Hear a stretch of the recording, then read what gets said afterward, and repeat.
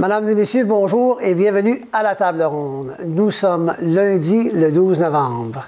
Hier, comme vous le savez tous, nous célébrons la fête du souvenir et le 100e anniversaire de l'armistice. Ça faisait 100 ans que la fin de la Première Guerre mondiale se terminait. Donc, m'en voudrais de ne pas saluer tous les hommes et les femmes qui ont contribué pour défendre notre pays, défendre tous les intérêts des pays du monde, parce que dans le fond, c'était ça. Il fallait que les gens se lèvent pour arrêter les tyrans de cette planète. Donc, je tiens à remercier tous ceux et celles qui ont bien voulu défendre notre pays. Ceci dit, notre invité aujourd'hui en est un qui, dans un an, moins d'un an, sera en campagne électorale. Oui, on vient de finir une campagne électorale municipale, mais au mois de septembre environ, la campagne fédérale sera lancée et notre invité est notre représentant ici pour Glengarry Prescott Russell et je parle de Francis Drouin. Bonjour Francis. Bonjour Jacques, ça va bien? Excellemment bien. Toi? Super. Super? Oui, absolument. Tu as été occupé, je pense, dernièrement, hein? Oui, on était extrêmement occupés. Je pense que les gens qui ont regardé les nouvelles, on a vu qu'on était occupés avec certains échanges commerciaux et un président américain. Oui, un peu. Oui. Entre autres. Donc, justement, juste pour donner une idée, là, de mettre la table aux téléspectateurs, il y a des échanges commerciaux desquels j'aimerais discuter avec toi aujourd'hui. L'immigration irrégulière, pour savoir exactement où on en est. On sait que M. Goodale a fait une annonce dans les dernières 2 semaines, toujours bien. Oui. La légalisation du cannabis, les défis par rapport à l'approvisionnement, etc. Taxes sur ce que les libéraux appellent à présent la pollution et l'opposition appelle toujours ça la taxe sur le carbone. Oui. Discuter de ça. Si on a une chance, parler du programme que Statistique Canada veut lancer, qui n'est pas en marche, contrairement à ce qui a été dit. Oui. Il y a des études environnementales sur les aléoducs, les pipelines, là, mesdames et messieurs, pour que tout le monde comprenne. Qu'est-ce qui fonctionne, qu'est-ce qui ne fonctionne pas, combien de temps est-ce que ça peut prendre. J'aimerais bien qu'on parle de Mme McClintic, la madame qui a participé à un meurtre d'une jeune fille qui est retournée au service incarcéral au lieu d'être dans une maison de réforme, je ne sais pas exactement comment l'appeler en français, là. Oui. Le Healing Center autochtone, et évidemment de M. Tony Clement, car ça touche la sécurité nationale. Je pense qu'on a besoin d'y toucher brièvement, mais l'émission dure seulement qu'une demi-heure. Alors, on va voir où on se rend là-dedans. Super. Alors, commençons avec ce qui a gardé plusieurs Canadiens assis sur le bout de leur fauteuil pendant longtemps, nos échanges commerciaux. La USMCA, je ne sais même pas s'il y a un titre français pour ça encore. La UMC. La UMC. Oui, oui. Ah, il est plus court, encore une fois. Oui. D'accord. Donc, on a une entente, Canada, Mexique, États-Unis, qui n'a pas été entérimée. On est toujours sous NAFTA à l'heure actuelle. Exactement. Quelles sont les différences entre les deux ententes commerciales? Écoute, lorsque l'entente a été présentée au Congrès américain, elle n'était pas finalisée encore. Oui, je pense que le texte n'est pas encore finalisé. Exactement. Puis, évidemment, nous, au Canada, il faut traduire cette entente-là en plus. Donc, le côté juridique doit être s'assurer que les points et les « i » sont mis tout partout. Donc, il reste encore cette négociation-là. Puis là, ce qui change la donne aussi, c'est les élections qui ont eu lieu le mardi passé. Donc maintenant, dans la Chambre des représentants américains, c'est le Parti démocratique et on n'a pas encore les spécialistes en politique, puis je fais toujours attention quand il y a des prévisions, me disent essentiellement que il ne devrait pas avoir de problème, ça va probablement passer, mais quand même, ça crée une autre incertitude. Oui. Donc, la date que M. Trump a implémentée encore, c'est le 1er décembre. Donc, on va savoir d'ici quelques semaines si oui ou non on va respecter cette échéance-là pour s'assurer que les deux textes s'enlignent juridiquement. Oui. Puis, à ce moment-là... les deux textes, quand tu parles des deux textes, celui du Canada et celui des États-unis? Oui, exactement. Et il y a la troisième donne. Exactement. Oui. Exactement. Donc, puis j'ai pas tous les détails sur qu'est-ce que les différences, certaines différences. Et j'aime autant laisser le négociateur, puis qui sont excellents en passant. Nos négociateurs en chef au Canada sont excellents. Mais il existe quelques différences. Puis je pense que c'est normal aussi. Ça fait longtemps qu'on n'a pas signé une entente avec... je dirais pas controversée, mais qu'il y a eu beaucoup de médias à travers ça. Mais c'est le 1er décembre, on va savoir si oui ou non la date va être respectée. Puis si cela s'est fait, juste pour que les téléspectateurs comprennent, l'entente signée finale doit être au Parlement pendant 21 jours. Donc, c'est-à-dire pas 21 jours ouvrables, donc au Parlement, 21 jours. Ensuite de ça, nous devons présenter le projet de loi qui va essentiellement mettre l'entente en vigueur. On va ratifier cette entente-là. Il faut que ça passe à travers du processus normal, première, deuxième, troisième lecture, puis aller au Sénat. Exactement. Donc, meilleur scénario, je pense que ce ne serait pas en vigueur avant l'année prochaine, à ce temps-ci, probablement. D'accord. OK. Ouais. Moi, je t'ai pas dit le mois de juin, mais non. Mois de juin, c'est logique. Mais là, tous les partis, le dernier parti, donc le dernier pays à les mettre en vigueur, il y a un délai de 60 jours. Donc, même nous, si on l'a au mois de juin, il faut qu'on attende 60 jours avant qu'elle soit mise en vigueur. D'accord. Et il y a le facteur du nouveau gouvernement du Mexique qui, lui, exactement. Je pense qu'il prend pouvoir au mois de janvier. Exactement. Donc, intéressant. Les compensations pour...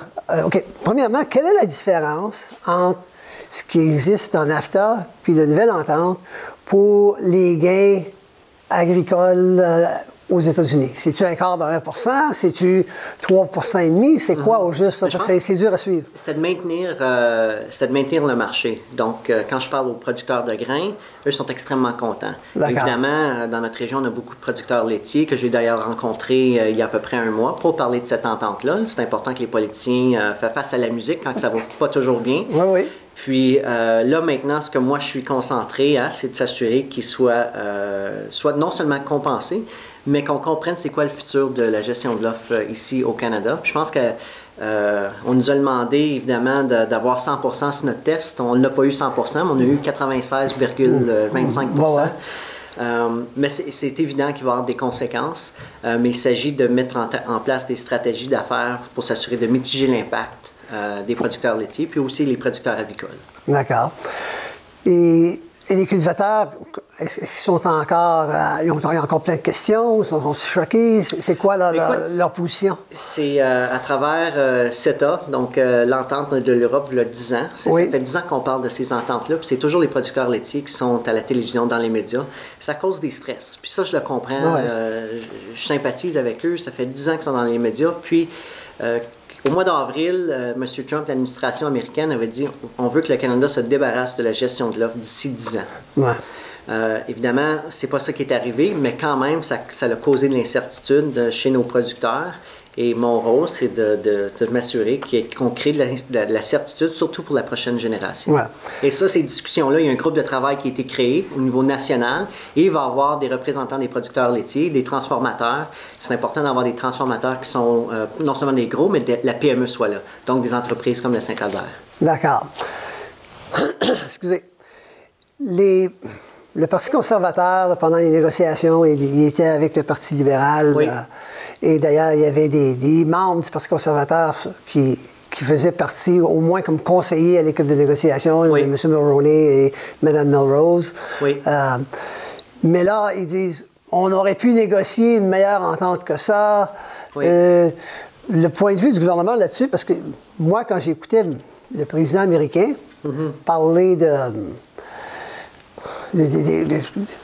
tous les tarifs qu'on chargeait aux agriculteurs, que c'était injuste, etc., c'était clair pour moi que le Canada ne pouvait pas passer à côté de ça. Là. Il n'était pas prêt de gagnant. Puis, je suis un peu surpris de la position du Parti conservateur du Canada. Toi, ta position là-dessus, c'est quoi? Écoute, je pense qu'il y a une culture non écrite au Canada. C'est qu'on porte toujours, à l'international, on porte toujours notre chapeau du Canada avant de porter nos couleurs. Et dans la plupart pendant moi-même, quand j'ai voyagé avec le comité de l'agriculture, on a tous porté nos couleurs canadiennes, incluant le Parti conservateur.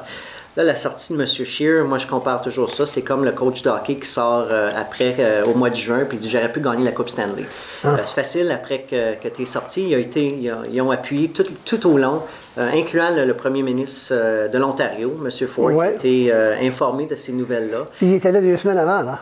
Oui, exactement. Donc, ils ne vont pas à Washington visiter les monuments. Là. Ils vont à Washington pour des rencontres. Donc, je pense que c'est reste à savoir, est-ce que M. Scheer et le Parti conservateur vont déchirer l'entente et renégocier cet accord-là? Sinon, c'est juste la politique qu'ils font. Ouais, c'est du parlage. Oui. D'accord.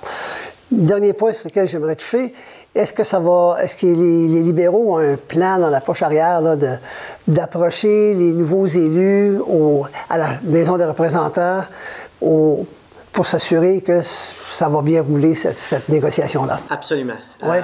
Dès la première journée, lorsque M. Trump a été élu, on a non seulement juste fait affaire avec l'administration Trump, mais on a fait affaire avec les représentants du Congrès, les républicains au Sénat. On a fait affaire avec les gouverneurs. Donc, si l'entente ne passait pas, puis M. Trump disait c'est fini l'entente, on avait déjà parlé avec la Chambre de commerce des États-Unis. Tout le monde, on avait une stratégie en place, puis on a la même stratégie qui est coordonnée par le premier ministre et centralisée par le premier ministre et Mme Freeland. On le sait avec qui tout le monde parle. Donc, ils utilisent non seulement Mme Freeland et M. Trudeau, mais ils nous utilisent aussi comme nous, n'importe qui a une relation d'affaires ou une relation avec un membre du Congrès ou un sénateur ou une sénatrice, on pèse sur le bouton, on l'active, cette relation-là. D'accord, parfait. À présent, l'accord de libre-échange entre le Canada et l'Union européenne. Oui. Ça, c'est passé. Oui. Mais il y a plusieurs pays en Europe qui n'ont pas ratifié l'entente encore. Alors, où est-ce qu'on en est rendu là-dedans, avec cette entente-là? Et puis, est-ce qu'il faut attendre que tous les pays européens aient approuvé et rectifié l'entente ou si c'est déjà en marche? C'est déjà en marche. Donc, 95 de l'entente, si je me souviens bien, parce que ça fait longtemps que j'en ai pas parlé, mais c'est 95 de l'entente qui est déjà en marche. Oui, il y a des problèmes, je pense, avec l'Italie un peu. Et là, maintenant, évidemment, la variable qu'on ne peut pas contrôler, le mouvement Brexit avec l'Angleterre. Donc, on n'est pas certain ce qui va arriver avec ça, s'ils vont réussir à se séparer. Il semble avoir beaucoup de problèmes et d'embûches, des ministres qui se prennent ils se résignent du cabinet parce que, justement, ils ne sont pas capables d'arriver à un consensus et l'Union européenne n'accepte pas ce que l'Angleterre leur offre. Donc, oui, encore ces bémols-là, mais 95 de l'entente est déjà signée. Puis, ça reste à l'Union européenne de travailler avec leurs pays membres pour s'assurer que, oui, ça sera bien enchériné d'ici quelques années. Ouais. L'Angleterre, je pense qu'elle avait déjà fait des démarches auprès du Canada pour qu'il y ait une négociation, mais ça pourrait être basé pas mal sur l'entente qui existe présentement entre le Canada et l'Union européenne. Oui, exactement. Puis on a tendu la main, évidemment, à l'Angleterre parce qu'on a quand même des bonnes relations d'affaires. Ceci étant dit, je pense pas que ça va pouvoir aller de l'avant tant et si longtemps qu'on ne sait pas ce qui se passe avec si oui ou non Brexit va arriver ou non. Ah, OK. Ça reste difficile parce que faut qu'ils s'entendent avec l'Union européenne avant. Oui, ça c'est la première étape. Oui, exactement. Donc, on va prendre une petite pause. Donc, mesdames et messieurs, ne vous sauvez pas parce qu'on vous revient dans quelques instants pour continuer notre discussion, évidemment, sur les échanges commerciaux, parce que ça a un impact directement sur chacun d'entre nous. Excusez-moi. Et il y a 3 sujets, dont un qui a fait les manchettes ce matin. Le ministre, M. Morneau, est en négociation avec la Chine. À suivre.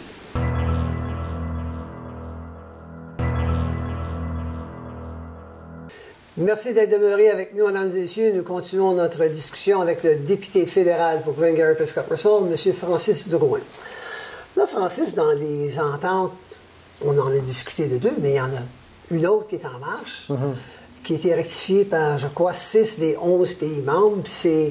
C'est l'accord sur le partenariat transpacifique global et progressif, qu'on appelait le TTP au début. C'est ça. Alors, là, ça a un nouveau nom parce que les États-Unis, lorsque M. Trump a été élu, il s'est dit, moi, je me retire de ça pour l'instant.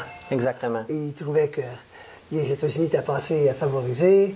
Et il y avait même eu, à un moment donné, des points d'interrogation par le Canada puis d'autres pays à savoir est-ce que ça valait la peine d'aller de l'avant. Puis finalement, ils ont décidé d'aller de l'avant. Et le gouvernement canadien vient de rectifier cette entente-là il n'y a pas tellement longtemps. Oui, exactement. Et si je ne me trompe pas, il y a 6 pays, dont le Japon et l'Australie, qui ont déjà entérimé l'entente. Exactement. Est-ce que c'est la même situation qu'avec l'entente européenne, où le Canada peut commencer à faire des échanges avec ces pays-là, ou s'ils doivent attendre que les 11 pays non, l'entente, dans l'entente même, il y avait mis aussitôt qu'il y a 6 pays qui ratifient l'entente rentre en vigueur. Donc, cette année, le 31 décembre, l'entente va rentrer en vigueur et le 1er janvier, il y a d'autres contingences. À chaque fois qu'une entente rentre en vigueur, surtout pour des importations, c'est pas fait un chiffre absolu du jour au lendemain, c'est fait graduellement. Donc, la même chose pour nous. C'est bon pour nos producteurs de bœuf, c'est bon surtout sur le côté de l'agriculture. Nos producteurs de grains vont pouvoir commencer à exporter, surtout au Japon, parce qu'on avait l'Australie et le Japon avaient une entente bilatérale. Et le Canada n'avait pas nécessairement la même entente avec le Japon. Donc, on perdait un avantage concurrentiel envers l'Australie lorsque ça venait sur le côté du porc et du bœuf. D'accord. Et les Japonais veulent notre bœuf et veulent notre porc. Donc, oui, essentiellement, le 1er janvier, là, ça commence. Donc, ça commence. Fait que ce côté-là, ça va bien. Oui. On sait que l'Union européenne a quelque chose comme 550 millions de population. Les 11 pays du côté du Pacifique, ils ont combien de population à peu près? Ah, c'est au-dessus d'1 milliard. Puis la classe moyenne, lorsque la classe moyenne, surtout dans les pays asiatiques, on calcule qu'il y a 50 millions de personnes qui se joignent à la classe moyenne à chaque année. Oh, wow! C'est plus que la population canadienne. Donc, oui, à peu près 36 millions. Hein. Exactement. Donc, c'est pour ça que le Canada, on a juste 35-36 millions de population. Donc, c'est pour ça, pour le Canada, c'était comme on dit, un no-brainer. Il faut avoir accès à ce marché-là. Et surtout, maintenant, on a un avantage concurrentiel envers nos pays, nos voisins du Sud dans cette entente. Oui. Mais les États-Unis ont mis... Ça, c'était négocié, ça, avant la nouvelle entente avec les États-Unis. Mais là, les États-Unis ont mis comme une clause dans le nouveau NAFTA pour que les gens suivent de façon plus facile, disant que ça prend la permission où ils doivent notifier les États-Unis et le Mexique si on veut négocier une entente complète comme on a avec eux et le Mexique, comme on a avec l'Union européenne, comme on a avec justement ce groupe-là du Pacifique. Oui. Et est-ce que ça nous met les bâtons dans les roues? Je dirais que non. Le Canada a toujours notifié, je veux dire, le fait qu'on négocie avec la Chine, c'est dans les nouvelles ce matin, justement. Donc, j'ai pas eu la chance de regarder les nouvelles, mais vous saviez. Donc, déjà là, c'est tout simplement notifier nos partenaires. C'est normal, c'est une chose normale parce qu'il faut s'assurer que les ententes ne brisent pas l'ALENA ou la nouvelle, la EUMC maintenant. Donc ça, c'est normal. C'était chose qui était fait avant. Les avocats, le côté juridique devait toujours s'assurer que les nouvelles ententes respectent quand même le pacte nord-américain qui était l'ALENA. OK, fait que c'est rien de nouveau. C'est juste que ça fait les manchettes. Ben c'est ça. Ça fait les manchettes, mais je veux dire, c'est pas, on n'a pas perdu notre souveraineté. D'accord. Ça, je peux le garantir. OK. Parce que justement, ce matin, M. Morneau, le ministre des Finances, il était là avec, j'ai oublié avec qui, et un autre ministre. Et puis là, il y a 3 sujets sur lesquels ils ont décidé, la Chine et le Canada, de commencer des négociations. Il y avait l'agriculture, l'énergie, et puis c'est peut-être la technologie sur le 3e sujet, mais je peux me tromper. Oui. Alors, t'as peut-être... Est-ce que tu as des détails là-dessus? Est-ce que c'était discuté avant au caucus, ces choses-là? Oui, bien, je vais parler de l'agriculture parce que c'est quelque chose que je connais plus. Sur le côté de l'agriculture, puis il faut comprendre avec les négociations avec la Chine, c'est une partie d'échec. C'est pas fait du jour au lendemain, ça prend du temps. Il faut avoir des bonnes relations d'affaires avec la Chine. Puis je pense que c'est pour ça qu'on avait nommé l'ambassadeur, M. John McCallum, qui est là, qui est un proche de M. Trudeau, mais ça prenait cette relation de confiance. Et M. McCallum a des bonnes relations avec la Chine déjà auparavant. Mais c'est je dirais, une joute à long terme. Oui, il y a trois initiatives qui ont été annoncées. Puis surtout sur le côté de l'agriculture, le porc, évidemment, la Chine veut avoir accès à notre porc. Mais la Chine, souvent, ça prend du temps à accepter nos processus scientifiques qu'on a ici au Canada.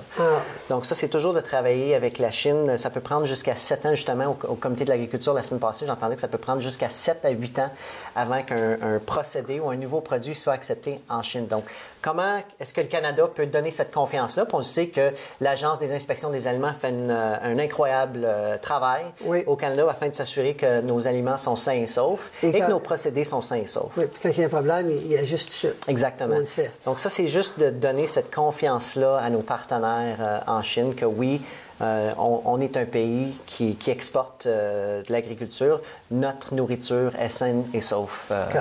Parce que la Chine, c'est la deuxième économie mondiale, après les États-Unis. La classe moyenne profite à chaque année. Absolument. Et 1 milliard, ou je ne sais plus combien de population, là, c'est bien des bouches à nourrir. Oui, puis lorsque j'ai parlé des pays asiatiques, ça l'inclut aussi la Chine. Donc là, maintenant, on a réglé le Japon et toute la partie sud. Et là, maintenant, il faut régler la partie nord avec la Chine. La Chine. Ouais. Et ça va être intéressant, Mais dans l'entente de négociation, si on veut, il y a le côté d'énergie. Fait que ça m'amène à l'éoduc, nos fameux pipelines qui ont connu des défis. Oui. T'sais, Énergie S, c'est suspendu ou annulé, je ne suis pas certain où c'est rendu. Trans Mountain, là, il faut recommencer une partie des études suite aux ordres de la Cour et de négocier avec je ne sais plus combien de communautés autochtones. J'avoue, ça m'a fait... Tu sais, j'ai fait ça, je me suis gratté la tête, là, ça finirait plus. Est-ce qu'il y a un échéancier pour, justement, parler, puisque je parle de Trans Mountain, là? Écoute, le Canada, moi, je reçois toutes sortes d'appels. Je reçois des appels qui disent comment est-ce qu'on peut encourager les pipelines lorsqu'on a un agenda pour contrer les changements climatiques. Oui. Puis, la réalité, c'est qu'on n'est pas prêt encore de tout simplement peser le piton off pour tu sais, demain matin, je dis, OK, on ne se promène plus en automobile, ça n'arrivera pas. Il y a encore une transition qui doit être faite. Puis, le gouvernement après gouvernement, le défaut de bien consulter nos peuples indigènes, nos Premières Nations, puis le projet de loi C-69, on parle toujours de l'évaluation environnementale. Il faut bien consulter nos populations. Puis, si on ne les consulte pas bien, bien oui, ça va se ramasser en cours. Et oui, ça va avoir des délais. Donc, on a une responsabilité en termes de pays de bien consulter nos populations qui vont se trouver sur le chemin du pipeline.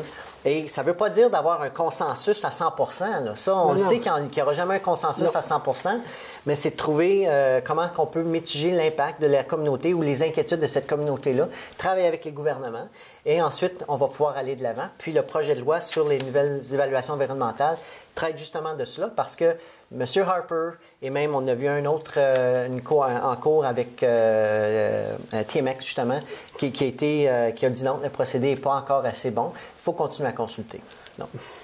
D'accord. Et Énergie S, est-ce que ça va redéboucher? Ou est-ce que c'est tombé en bas de la table? Écoute, lorsque Trans Mountain était responsable de Keystone et de Énergie S, donc je pense que la politique dit on blâme le gouvernement Trudeau pour Énergie S.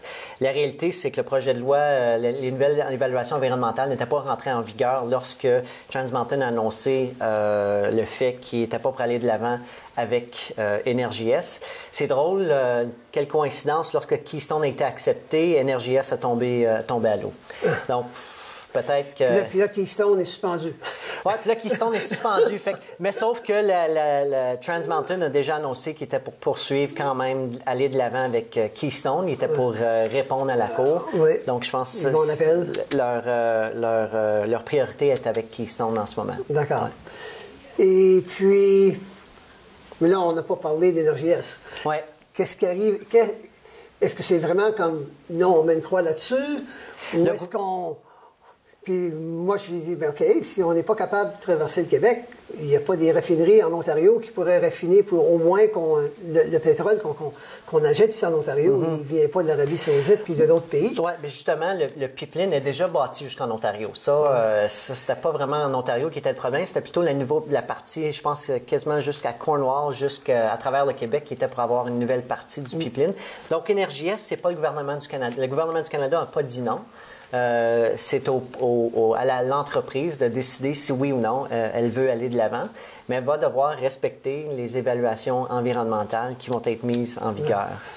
Puis le produit qu'ils voulaient envoyer à travers de ce pipeline-là, les gens questionnent si les pipelines sont suffisamment de qualité pour justement recevoir ces nouveaux produits-là qu'ils veulent acheminer. Oui, mais je pense que c'est important aussi de penser c'est quoi l'alternative. Hein? Puis on l'a vécu avec le lac mégantique. Est-ce qu'on va avoir plus de trains? Puis le pétrole, ils vont trouver une façon de le mettre en marché. Hein? Que ce soit à travers un pipeline ou à travers un train, ça va être fait. Puis encore là, je parle toujours de la transition vers une économie plus verte. En ce moment, on n'est pas prêt, on n'est pas rendu là encore. Puis c'est important. Il y en a qui parlent de même 20 à 50 ans. Là. Avant qu'on ait suffisamment des batteries, puis des stations de rechargement, tout ce que tu veux pour qu'on puisse voyager avec ça. Exactement. Puis même les pays, le Énergie-Est, c'était pour exporter principalement. Donc, c'est pas le Canada qui aurait profité de ça, mais il y a encore des pays que ils ont pas, c'est pas un pays du G7 et ils ont encore de la misère à avoir accès à des technologies vertes. Donc, c'est encore une économie qui est beaucoup basée sur le pétrole. Ouais. Mais le Canada en a ici par les revenus en taxes. Oui, exactement. Que ce soit les citoyens, directement, indirectement, tout le monde a réussi. Oui. Et ce que je dis à mes connaissances québécoises, je dis ce que je sache, vous produisez toujours des voitures à pétrole. Hein? Je dis, je comprends pas votre logique. Expliquez-le-moi, s'il vous plaît. J'ai pas eu de réponse. Et donc, ceci m'amène, moi, à vouloir discuter. Puis là, je regarde mon ami là-bas, puis je dis, on va toucher à Statistique Canada. Oui. OK? C'est un sujet qui va peut-être être plus court. Oui. Là, M. Anil O'Hara, statisticien en chef du Canada, dont le mandat est de produire des statistiques qui vont desservir le gouvernement canadien, l'économie canadienne, la population, les gens dans les universités, etc.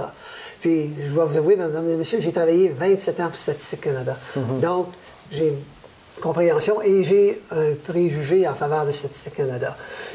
Mais là, à ce que je sache, la collecte de ces données-là, données bancaires, n'a pas commencé encore. Non, elle n'a pas commencé. C'est une proposition qui a été faite. Je pense que Statistique Canada a consulté avec les banques sur le comment ils pourraient le faire, tout en respectant. Il y a des lois en place, ils doivent respecter la vie privée des gens. Oui. Puis je pense aussi, le commissaire à la vie privée, comme vous l'avez vu dans les médias, va certainement s'en mêler, mais c'est parce qu'il y a eu des plaintes des Canadiens qui pensaient peut-être que ce projet pilote-là avait déjà commencé. Et que Statistique Canada avait accès à leurs données personnelles. Exactement. Puis je pense que c'est important. C'est extrêmement important d'avoir accès à des données, mais il faut le faire en respectant la vie privée des gens. Donc, est-ce que j'appuie, moi, personnellement, le fait que Statistique Canada serait Jacques Tessier ou à dépenser, tout ça? Non, mais je suis capable d'appuyer le fait que si on rend ces données-là incognito, je pense que ça a une utilité. Puis on le sait maintenant, oui, il y a le formulaire long, il y a les formulaires qui sont pas mandatoires aussi, que les Canadiens répondent, mais de plus en plus, on a de la misère à rejoindre les Canadiens parce qu'on est tous sur des téléphones cellulaires et les téléphones cellulaires ne sont pas publiés. Donc, Statistique Canada a le mandat de publier des statistiques, puis pour nous, comme gouvernement, bien, on doit faire des décisions qui sont basées sur l'information disponible. L'information disponible. Puis comment est-ce qu'on fait ça? Bien, c'est en se basant sur ce que Statistique Canada produit. Puis c'est non seulement le gouvernement, c'est les entreprises, c'est les individus, c'est les organismes à but non lucratif, savoir quand on veut mesurer le taux de pauvreté. Toutes ces choses-là sont importantes et évidemment, je pense que Statistique Canada va être capable d'arriver à une entente avec le commissaire à la vie privée.